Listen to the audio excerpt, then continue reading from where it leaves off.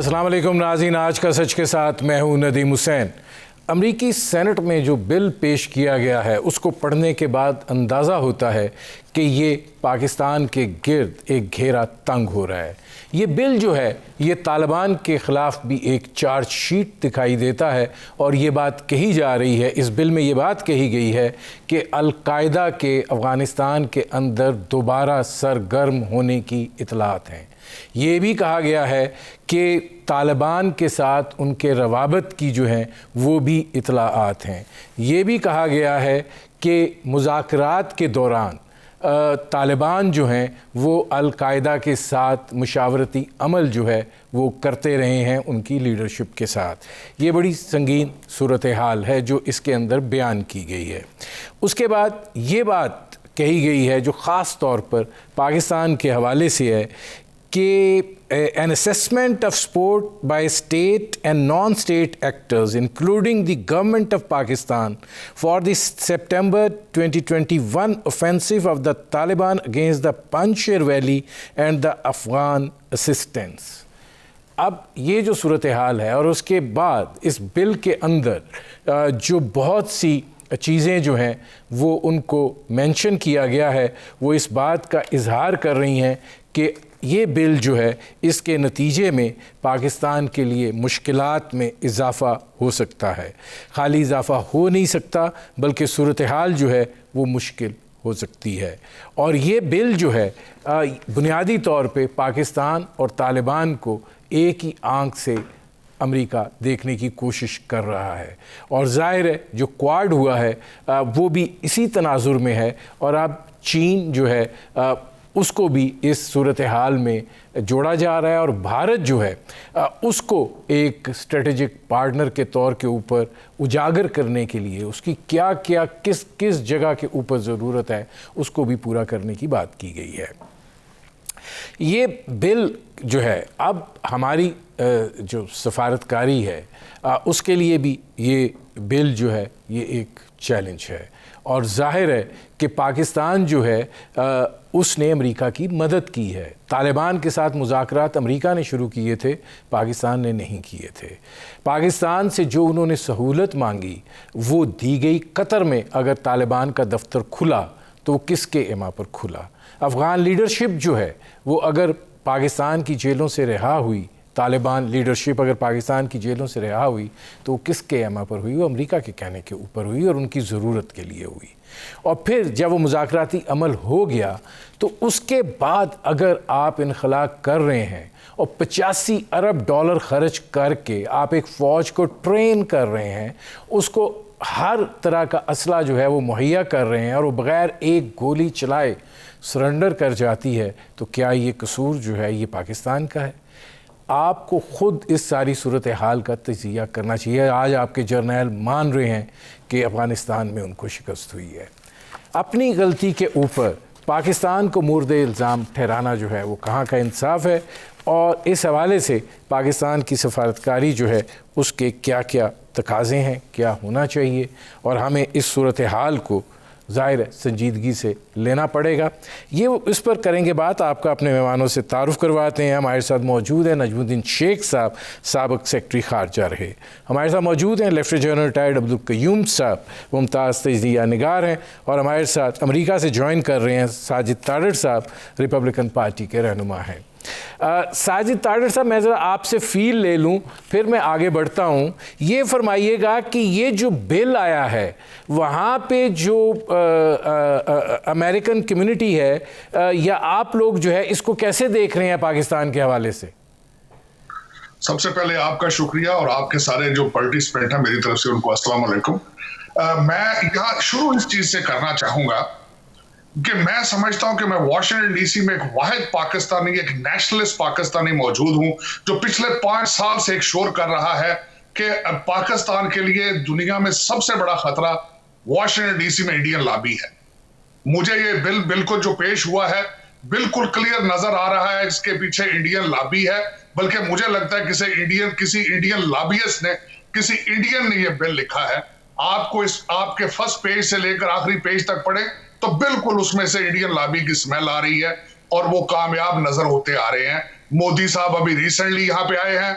यहाँ पे ये बताना चाहूंगा कि उनकी ग्रिप इतनी है कि इस वक्त जो बाइडेन का स्पीच राइटर भी इंडियन है, इस वक्त व्हाइट हाउस का जो मीडिया इंचार्ज है वो भी इंडियन है, इस वक्त उनके आईज और ईयर्स इंडियन है। और मैं मुसलसल ये शोर करता रहा हूं कि पाकिस्तान को स्टेप अप होना चाहिए, होना पड़ेगा, मजबूरी है, नेशनलिज्म दिखाएं, वॉशिंगटन डीसी पे तवज्जो दें। लेकिन आज तक, अभी तक पाकिस्तान की तरफ से कोई सीरियस इसको नहीं लिया गया और मुझे नहीं उम्मीद का फ्यूचर में भी इसका कोई प्लान हो। आपकी सारी बातों से मैं एग्री कर रहा हूं। ठीक है, इसमें नजमुद्दीन शेख साहब ये फरमाइएगा कि जाहिर है कि खारजा पॉलिसी के एतबार से आप लोग बहुत इम्तिहानों से भी गुजरे हैं, बड़े चैलेंजिंग वक्त भी देखे हैं। ये जो अब सूरत हाल है और ये बिल जो है माजी के मुकाबले में जो प्रेसलर अमेंडमेंट्स आती रहीं, जो कुछ भी होता रहा, ये कितना पाकिस्तान के लिए नुकसानदेह हो सकता है?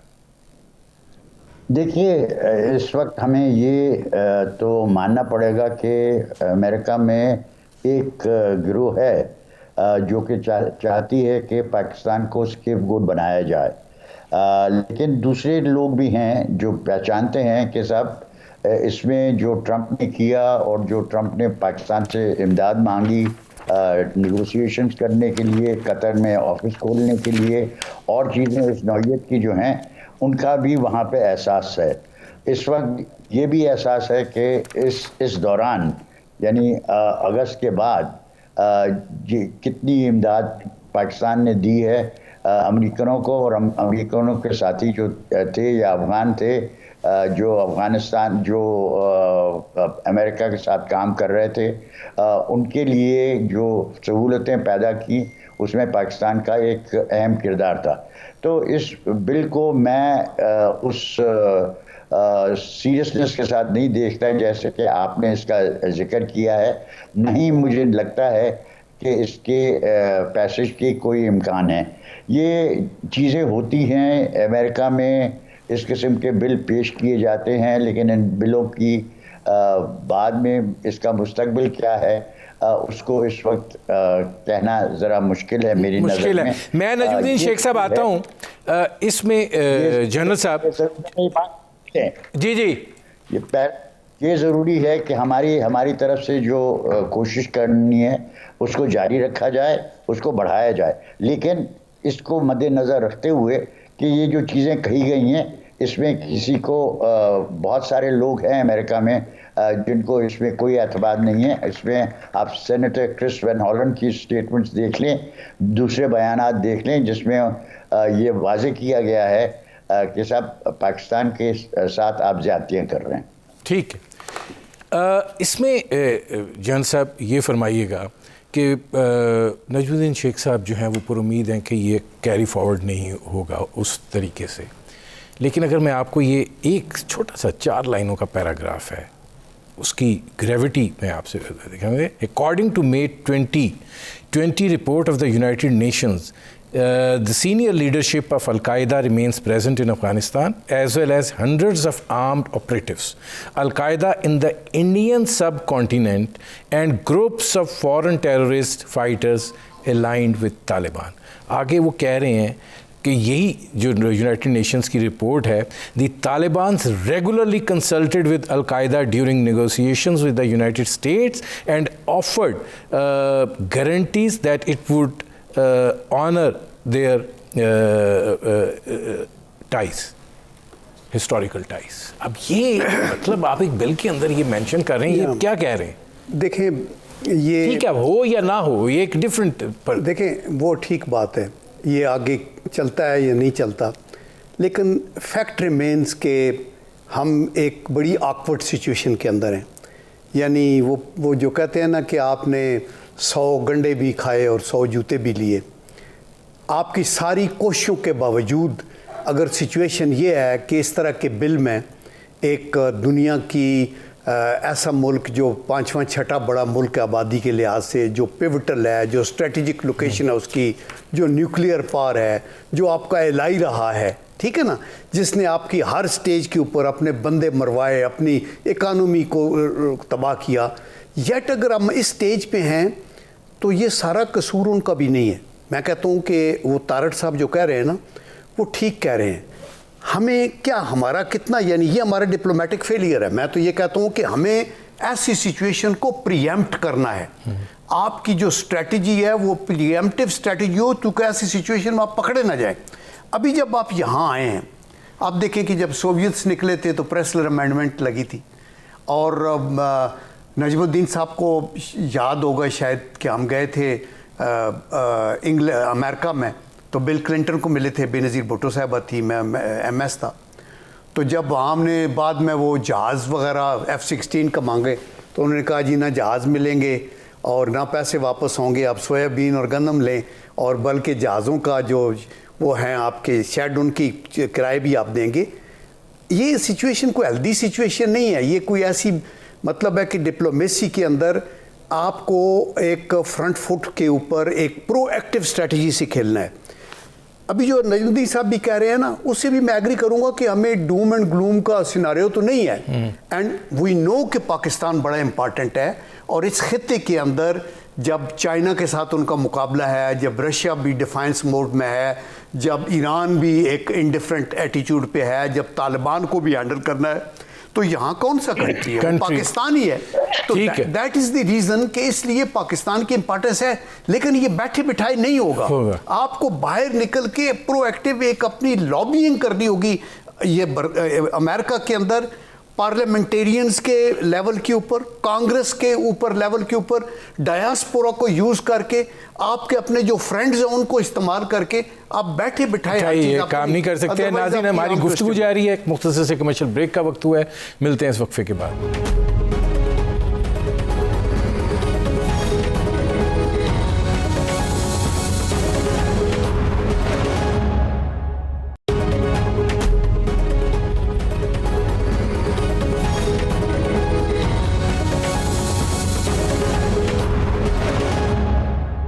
Welcome back.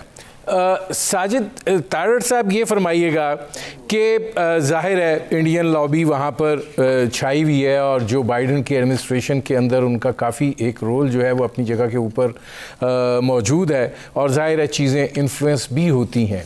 आपको क्या लगता है कि जो पाकिस्तान ने अफ़गानिस्तान के हवाले से जो रोल प्ले किया अमेरिका की सहूलतकारी के लिए, आपको दिखाई देता है कि प्रेसलर अमेंडमेंट की तरह ये बिल भी थ्रू हो जाएगा, या आपको लगता है कि कोई वहां पे एहसास का पहलू है? इस वक्त जो वाशिंगटन DC का माहौल है, ये बिल बिल्कुल मैं एग्री करूंगा कि ये बिल इसके पास होने के या इसके आगे जाने के चांसेस बहुत स्लिम है, बहुत कम है इसमें। लेकिन यहाँ पे जो मैं अर्ज करना चाहूंगा कि एक डायलॉग शुरू हो चुका है यहाँ पे वाशिंगटन DC में। ये बिल अक्कासी है कि इंडियन कितने स्ट्रांग हैं और अमेरिकन को क्या रिजर्वेशंस हैं।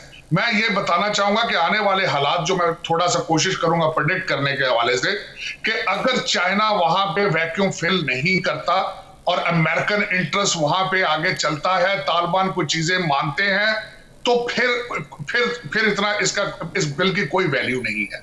लेकिन अगर चाइना वहां आता है, अमेरिकन वहां रिजर्वेशंस होती हैं, तो ये बिल जो है एक फाउंडेशन बनेगा आगे आने वाले हालात के लिए, और पाकिस्तान और Afghanistan America relationship in the region, ये उनको डिफाइन कर रहा है। ये originally this is a foundation. इसमें मैं दो चीजें मेंशन करना चाहूंगा बिल में जो मेरे लिए सबसे ज्यादा कंसर्न है। एक तो ये है कि उन्होंने 2001 से 2021 तक का रैकेट 180 डेज में रिपोर्ट, एक कॉन्फिडेंशियल रिपोर्ट, उसके बारे में पूछा गया है। और दूसरा, इसके एंड के ऊपर जो लिखा गया है कि भारत को मायशी और दफाई लिहाज से वहां पे स्ट्रॉन्ग किया जाए तालिबान और चाइना के खिलाफ। तो मेरे लिए as a Pakistani American this is a huge concern. हालांकि इसको मैं बिल्कुल कहूंगा, वाकई मैं मिस्टर एम्बेसडर साहब की बात से एग्री करूंगा। मैं साजिद तारड़ साहब आता हूं इसमें। नजमुद्दीन शेख साहब ये फरमाइएगा कि साजिद तारड़ साहब वहाँ बैठे हुए हैं, ज़रा फील मिल जाती है, वो आपकी बातों से बिल्कुल इत्तेफाक कर रहे हैं। लेकिन सर गुजारिश ये है कि क्या हम उसमें रहें कि ये बिल नहीं चलेगा, आखिर इसकी बेसिस होगी जिसकी बुनियाद के ऊपर ये तैयार हुआ है। ठीक है, अमेरिका का एक माहौल है, लेकिन जो बातें लिखी गई हैं वो बड़ी वो हैं जो तारड़ साहब बात कर रहे हैं चीन के हवाले से। इसके अंदर जो चाइना का अफ़गानिस्तान के अंदर मादनियात की सूरत हाल है, उसके ऊपर भी बात जो है वो की गई है। तो आपको दिखाई देता है कि ये मोमेंटम गेन कर सकता है? देखिए नदीम, ये चीज़ें जो हैं इसमें आपको 3-4 चीज़ें मद्देनज़र रखनी चाहिए। अवलन कि इस वक्त अमेरिका की दिलचस्पी free open Indo Pacific area और क्वाड में जो है उसमें कोई ख़ास पहलू नहीं निकलता, क्योंकि वो कह रहे हैं कि हम ब्लू डॉट फॉलो करेंगे। ब्लू डॉट से मुराद ये कि जो भी प्राइवेट इन्वेस्टमेंट करना चाहेगा हम उसको इनकरेज करेंगे, लेकिन इसके लिए कोई पैसे उन्होंने रिज़र्व नहीं किए हैं। इसके बावजूद वो अगर समझते हैं कि आसियान के ममालिक, और ये सचमुच फोकस जब आप क्वाड की बात करते हैं तो आप बात कर रहे हैं आसियान की, और आसियान में लोग पूछेंगे कि सही साहब ये जो आप कह रहे हैं उसके लिए आपने किस किस्म की फंडिंग की है। ये याद रखिए कि अभी चीन ने जो इन्वेस्टमेंट की है इंफ्रास्ट्रक्चर में वो $84 बिलियन हैं, जबकि अमेरिका ने उसी अरसे में 37 बिलियन की इन्वेस्टमेंट की हुई है।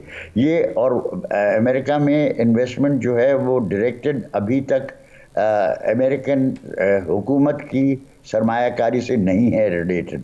अब जब तक कि ये पॉलिसी चेंज नहीं होती, और इस पॉलिसी के चेंज होने के मुझे इम्कान नज़र नहीं आ रहे, क्योंकि अमेरिका दूसरी चीज़ भी फॉलो कर रहा है कि वो ख़रीदना चाहता है सिर्फ वो चीज़ें जो कि मेड इन अमेरिका हैं। अगर मेड इन अमेरिका फॉलो करना है तो फिर आपके साथ तिजारत करने की ख्वाहिश किन ममालिक को होगी, और ख़ास तौर पे वो ममालिक जो कि अब चीन के साथ तिजारत कर रहे हैं, उस तिजारत से मुनाफा कमा रहे हैं। अगर आप कहें कि नहीं साहब आप हमसे ट्रेड करें लेकिन उसमें उस किस्म के मुनाफे न देखें, तो ये एक बहुत मुश्किल सिचुएशन है जिसमें इस वक्त अमेरिका का पल्ला भारी है। सुनाई ज़्यादा देता है, लेकिन जब आप उसको खुरेदते हैं तो पता चलता है कि साहब अभी तक उन्होंने जिस किस्म की पॉलिसी की वो बात करते हैं उस किस्म की पॉलिसी के लिए सरमायाकारी पूरी तरह से की नहीं है। तो ये मैं क्वाड के सिलसिले में कह रहा हूँ, क्योंकि क्वाड में अभी तक जिन चीज़ों पे उन्होंने समझौता किया हुआ है वो ये कि हम वैक्सीन डिस्ट्रीब्यूशन में साथ काम करेंगे। अरे भाई वो तो आपको वैसे भी करना है, आप कोवैक्स के हिस्सा हैं, आप देना चाहते हैं आप दीजिए, और इसमें भी आप कसूरवार ठहराए जा रहे हैं क्योंकि जितने आपके पास वैक्सीन हैं उतने आपने डिस्ट्रीब्यूट नहीं किए हैं। तो लोग देखते हैं कि इनफैक्ट क्या हो रहा है। मैं शेख साहब आता हूँ, मुझे एक ब्रेक लेना पड़ रहा है। नाज़रीन, हमारी गुफ्तगू जारी है, एक मुख्तसर से कमर्शियल ब्रेक का वक्त हुआ है, मिलते हैं इस वक्फे के बाद।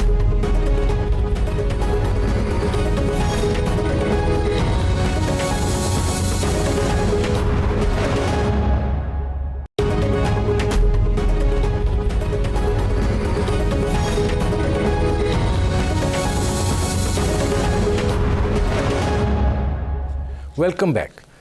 जनरल साहब, अब ज़रा मैं फ़ौजी मामला, उनके जर्नैलों ने ये बात तस्लीम की कि हमें शिकस्त हुई है। साथ ही वो ये बात कह रहे हैं कि पाकिस्तान की सिक्योरिटी को ख़दशात हैं, ये वो तालिबान नहीं है और ये पाकिस्तान के लिए मसाइल का सबब बन सकते हैं, और वो काफ़ी कंसर्न दिखाई देते हैं पाकिस्तान की कोट अनकोट सिक्योरिटी के हवाले से। जब ये बात होती है तो लामाला शाइबा जो है वो न्यूक्लियर एसेट्स की तरफ जाता है, क्या कहेंगे आप? देखिए, मैं ये कहता हूँ कि ये जो बिल की शक्ल में चीज़ आई है, या जो एटीट्यूड है, या जो हमने सेनेटर्स को सुना हर्जा सराई पाकिस्तान के ख़िलाफ़ वहाँ हुई बेमानी, ये सारी आर्म ट्विस्टिंग है। आई डोंट थिंक सो कि अमेरिका को कोई रैशनल चाहिए किसी मुल्क पे चढ़ाई करने के लिए।